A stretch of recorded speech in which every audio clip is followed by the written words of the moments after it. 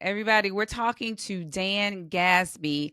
Dan was the caregiver of B. Smith, who sadly passed away in 2020 from early onset Alzheimer's disease. We're talking about spousal caregiving. We're talking about caregiving in general, the emotions that you feel. You're right. A coach needs a coach. A caregiver needs someone to care for them as well. They need someone to be able to express their emotions because you're going to blow up at the person. You're going to say things that you're going to regret later on because you're human and you're responding. You're responding to the person.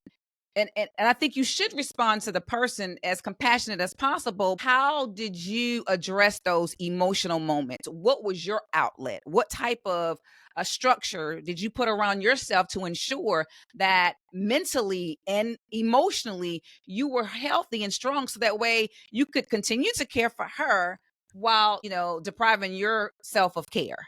Well, I'll give you a couple real quick examples.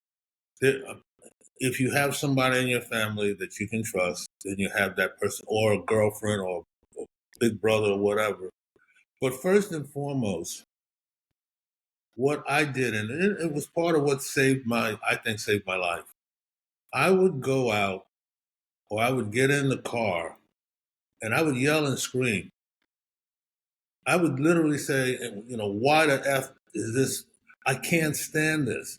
I Yeah. can't take this anymore. I don't deserve this. This is ridiculous. And then I forgive myself, and I So get it. you gave yourself grace.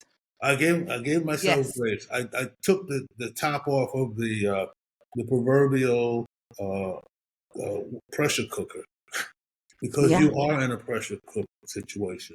I mean, I can tell you quite honestly, uh, you know, right before I things we were married for 28 years. Looking back over the 28 years, about 10 of those years were when she started to slide down. And the last 3 years were just miserable, absolutely miserable. And I I was tired, I was hungry, we cooked. My daughter was here, she was traveling at times, and I was lonely. And I had a relationship. And my wife and we had talked about that before, if something goes wrong. And I say that because I took a lot of heat for it, Yeah.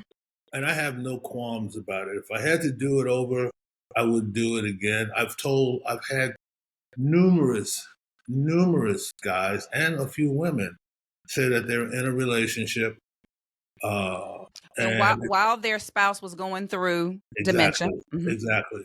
Now, the thing with me just is everyone zeroed in on me bringing this person into my house. She never lived in my house.